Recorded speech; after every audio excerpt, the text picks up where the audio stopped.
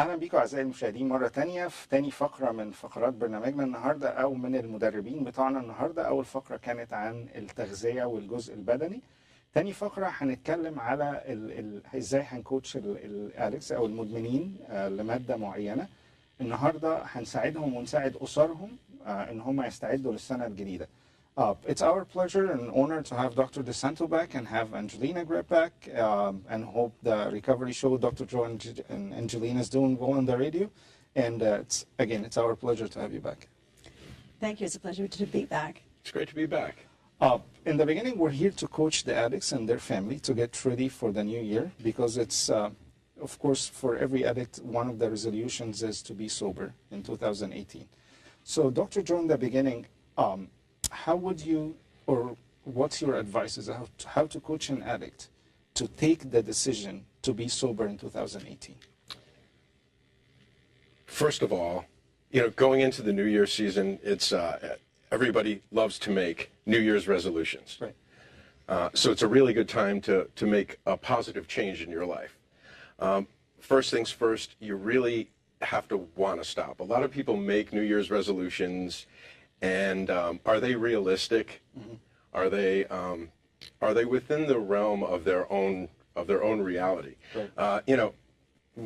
I could want to run a marathon in a month, but that's probably not a good reality for me. And do I really want to make this change? Typically, it's very difficult if you don't want to make the change, like in particular getting sober.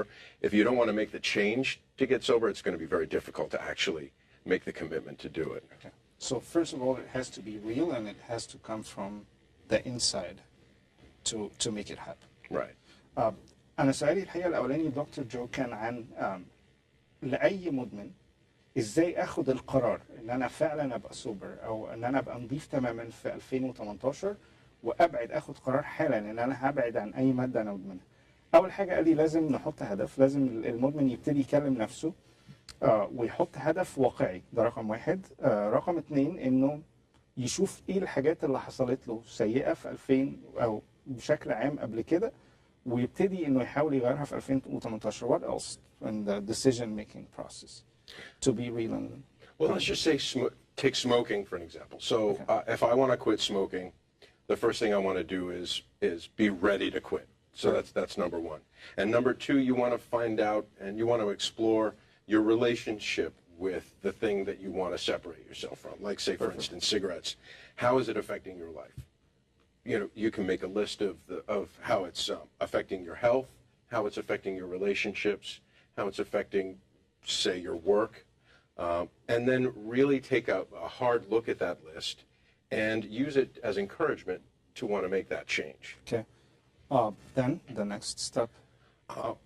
Then ask for help. Know where your resources are, and get professionals involved. Okay. Like say you want to stop drinking alcohol. If you're drinking a large amount of alcohol for a significant period of time, it may be life-threatening if you do decide to stop on your own. So you may need to seek medical help. And it's like that with cigarette smoking. Okay. To stop smoking, your best bet is to employ medical means. Sure. We can use medications sometimes if it helps. Absolutely. In particular with smoking, you get the best results if you do use certain types of medications. And we do have 2 medications on the market now that actually assist people. And statistically, you have the best chance of stopping smoking if you use one of these 2 medications. Okay. And we're talking about Chantix and Wellbutrin. So you had good feedback with Chantix from patients. It would help them to stop. I've gotten very good feedback. Okay. And statistically, all the studies point to if you're using Chantix to stop smoking, you do have the best chance of quitting permanently. And after asking for help and using medication, what else in the decision-making process? Well, as human beings, we tend to seek pleasure. I mean, it's just a fact of life. We do things that feel good, right? So when we stop doing the things that are harmful, but however make us feel good, we're going to have to find some replacement for that. Okay, to fill the void, and that's super important. And I use that in my addiction practice all the time. Is that you've got to replace what you've just gotten rid of Otherwise, you've got this huge hole that feels empty, feels lonely. You know, you've just said goodbye to a good friend. Right. You've got to invite another friend to the table. Right. So you have to fill the spot basically with something else. Absolutely. الحقيقة سؤالي الأولاني تاني إزاي آخد القرار؟ قال لي رقم واحد إنه لازم تبقى عايز من جواك إن أنت تبطل المادة دي تماما.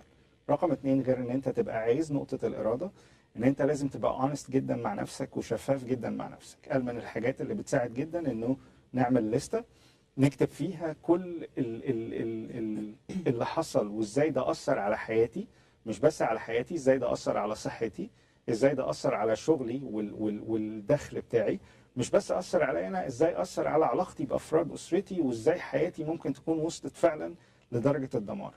الحاجة التانية إن أنا دايما أشوف إيه اللي كان رابطني بالمادة اللي أنا مدمن ليها دي، إذا كان أصحاب، إذا كان أماكن معينة، وأقطعها تماما من حياتي. النقطة الثالثة المهمة إنه أنا خلاص أخدت القرار وهبطل إن أنا أسأل مساعدة طبية. فكرة إن أنا أسأل مساعدة دي نقطة مهمة جدا. لازم كل إنسان مدمن يفهم إنه مريض ولازم يسأل مساعدة طبيب. الحاجة اللي وراها المهمة جدا إنه بعد ما أتكلم مع الطبيب بتاعي ده إن أنا لو في ميديكيشن أقدر أخدها ويساعدني بيها، واستدل على ده في التدخين إنه في ميديكيشن زي الشانتكس يقدر يساعدني في التدخين. الحاجة اللي وراها المهمة جدا إن أنا كمان أبدل أو أملى الفراغ اللي كنت بقضيه في إدمان الحاجات دي، أملاه بحاجات تانية مفيدة زي التمارين الرياضية، زي إن أنا أعمل سوشيال ورك معين، إن أنا أساعد بشكل معين. الحاجة الأخيرة ودي مهمة جدا إن أنت لازم تبقى فاهم إنه الإدمان مرض، لازم تبقى صبور على نفسك. الرحلة مش هتبقى سهلة، هيبقى فيها ups and downs زي ما بنقول، ولازم تبقى صبور جدا وفاهم طبيعة المرض ده. Angelina, that's the decision to stop from the addict himself. Mm-hmm. What about the family? When they get shocked for the first time that one of their beloved ones is addict, let's say, husband or son or daughter, and I'm the family, and I found out for the first time, mm-hmm. One in my family is an addict. How would I deal with that? So let's probably talk more about someone who's probably alcoholic or using drugs versus cigarettes, because I think that's probably going to be more impactful. Okay. And typically they're not shocked. So because it's affecting the family as a whole. Right. And when we talk about addiction, addiction is a family disease. And the individual suffering from addiction can be supported by the family, by loved ones, and social supports. But it's important to remember the addict is responsible for his or own recovery. And when the truth comes out, where the individual finally gets to that point where they need help, and that's kind of when the family starts to break down. And loved ones can't stop an individual from drinking, from using drugs. So and they need to understand this point. They can't. They cannot. Okay. And part of that, I think that's where the shock comes in from the family member, that, you know, this family secret, this family dysfunction finally comes to the surface. Okay. And that can be very difficult to deal with as a family. What else they can do when they find out for the first time they have an addict in the family member? There's a lot of things they can do to help themselves, to kind of, like you said, reel back from the shock of this truth has come out. How do we recover from this? What do we do next? Right. Is getting some education around the disease of addiction, learning to understand that this is an illness, that my loved one, my family member, my husband, my child, someone I really care about is suffering from a disease. This is not a moral failing. This is something I can't just tell them to stop doing. Okay. And that you know, changing the way that you interact with that individual, changing the way you communicate with them is really important. How would a family manage its expectations for the course of the disease? That's really important. I think expectations, managing your expectations, and learning that, you know, there's going into recovery is not, you know, you don't just get well all of a sudden. That's a very important point. Yes, yes. This is not a disease where you go in and you go into treatment or something like that. It's stabilization, and then, you know, expect that this individual may not expect failure at some you know, not always. So basically, they need to put some maintenance to. Yeah. They need to work on maintenance. Is that true? Yes. Okay. Would it help if they attend family or family meetings, therapy meetings with the patient? Definitely. Sorry to interrupt you. Definitely taking care of themselves, because there's been a lot of taking care of the addict or the alcoholic, taking care of the person who has been suffering and not taking care of themselves. Right. And being able to realize that, you know what, I can't fix this individual. And going back to, they cannot stop that loved one from drinking or using drugs, that being able to step back and like, I need to take care of this myself. And so I can take care of this person. Practice self-care, exactly. Right. Seeking individual and family therapy, and learning to have a different type of relationship with that individual is really important, and attending support groups for themselves. سؤالي لأنجلينا كان عن دلوقتي ازاي الأسرة هتتفاعل لما تعرف لأول مرة إنه في حد في العيلة addict. الصدمة بتبقى ازاي أتعامل مع الصدمة دي. هي قالت لي نقط مهمة جدا. رقم واحد إنه بعد الصدمة دي لازم أتعلم إن أنا أعتني بنفسي الأول عشان أقدر أعتني بالشخص المدمن اللي في العيلة. ده رقم واحد. رقم اتنين مهم جدا انه لازم ابقى فاهم انه ده مرض. العيلة لازم تبقى فاهمة انه ده انسان مريض، مش بس مش هو نقص ارادة او هي اخلاق فاسدة. وزي ما احنا قلنا في اول حملتنا الاساسية، لو انت عندك ابن مدمن لازم تتعامل على اساس انه ابن مريض مش ابن فاسد، ودي نقطة مهمة جدا. الحاجة التانية المهمة جدا اللي قالتها انه لازم غير ان انا افهم انه مرض، لازم كمان يعني احاول انظم توقعاتي للسنه الجديده، لانه ده شيء مهم جدا. وانظم توقعاتي للريكفري بتاعه او لفتره العلاج بتاعه او لفتره الاستشفاء بتاعه. الحاجه الثانيه ان انا كمان اساعده في الريكفري ده، لو في جروبس او مجموعات للتعافي احضرها معاه، وان انا ابقى دايما سبورت ليه. بس لازم اطلع من الصدمه الاولى، فلازم حضراتكم فاهمين ان انا بعد الصدمه لازم اتعامل ولازم افهم انه مرض، ولازم اساعد الفرد ده. Dr. Joe, if I already took the decision and I did all what you recommended in the first question, how would I stay sober? So I'm sure Angelina would agree that getting sober for some people is easy. It's the staying sober part that's the hard part. Okay. So the first thing that we teach people as sober coaches, and you as a therapist and me as a physician, is that you need to change only one thing. And that's everything. Okay. So we talk about people, places, and things. Okay. So all the people that you did your bad habit with. So let's take alcohol, for example. The places that you drank. If you're newly sober and you haven't touched alcohol, say, for 3 or 4 days, would you want to go to a bar? Probably not. That's not. probably not a good idea. So change places and people whom I was drinking with. People, places, things, all the things that remind you. You know, it takes 30 days to create a habit. Okay. All right.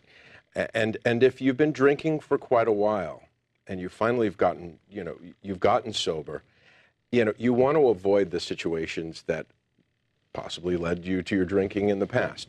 So let's take, for example, you are going to, it's the holidays. We've got New Year's Eve coming up in a couple of days, and you're going to be attending parties. All right. There's going to be alcohol, most likely, unless you can find a sober party, which is very unusual here in Southern California.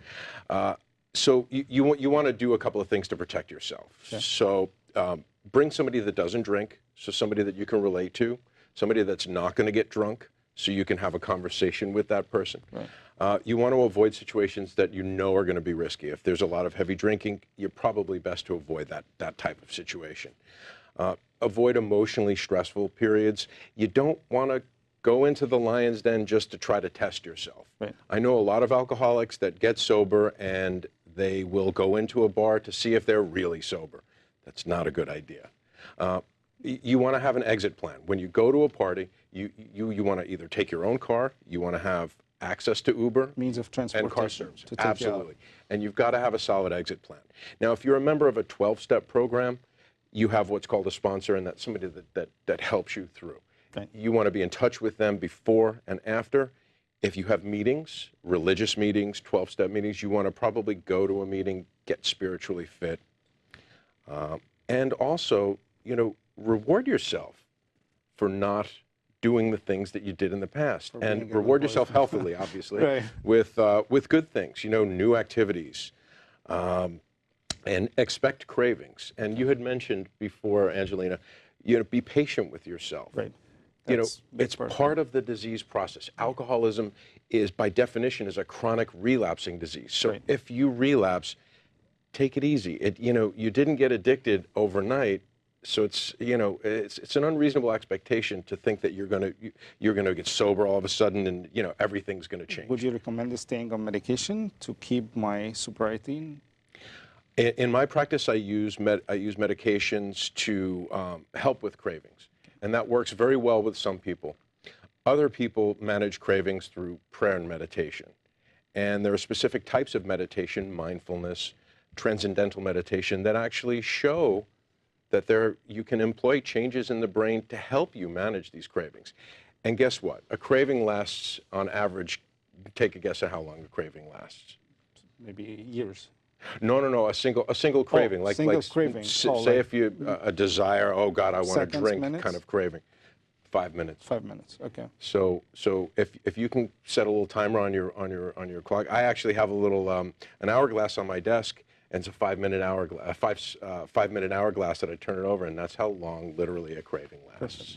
أنا سؤالي الدكتور جو كان عن إزاي إذا أنا أخدت القرار إزاي أفضل بعيد عن المخدرات دي لفترة طويلة. قال لي رقم واحد إن أنت لازم تغير كل اللي حواليك، الأشخاص اللي كنت بتتعاطى معاهم، الأماكن اللي كنت بتتعاطى فيها، أي حاجة بتفكرك بالحاجات دي لازم تلغيها تماما. الحاجة التانية إن أنت لو رايح أي مكان كنت بتروحه زمان مع مجموعة أصحاب أو لازم دايما يبقى عندك اكزيت بلان او خطه للخروج تماما من المكان ده. لازم يبقى دايما معاك وسيله مواصلات تقدر تعتمد عليها عشان تمشي. حاجه الثالثه المهمه جدا، لازم تبقى فاهم طبيعه مرضك وتبقى متصالح مع نفسك. لو حصل سليب خفيفه ان احنا نقدر نرجع تاني بسرعه.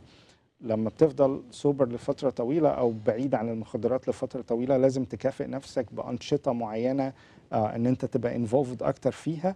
لازم تتعلم تتعامل مع ان انت تبقى عندك كريفنجز للمخدرات دي او عايزها تاني، لازم تتعامل مع ده. قال انه الشعور ده ما بيستمرش اكتر من 5 دقائق لو جالك، فلازم تتعلم تتعامل مع ال5 دقائق دول. لو انت الكريفنجز ده مش قادر تتحكم فيه لازم ممكن تستخدم ادويه عشان تقدر تكنترول ان انت عايز تستخدم المخدرات دي تاني. Angelina, how would a family be part of a sobriety process for a patient?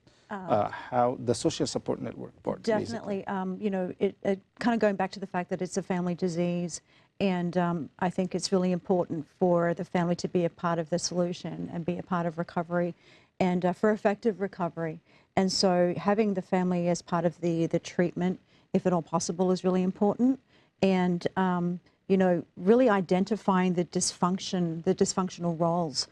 And a lot of the times in you know, healing the family as well as the individual and identifying the dysfunctional relationships that have occurred. They need to understand they pass the genes too. They're part of the problem, like it's genetic.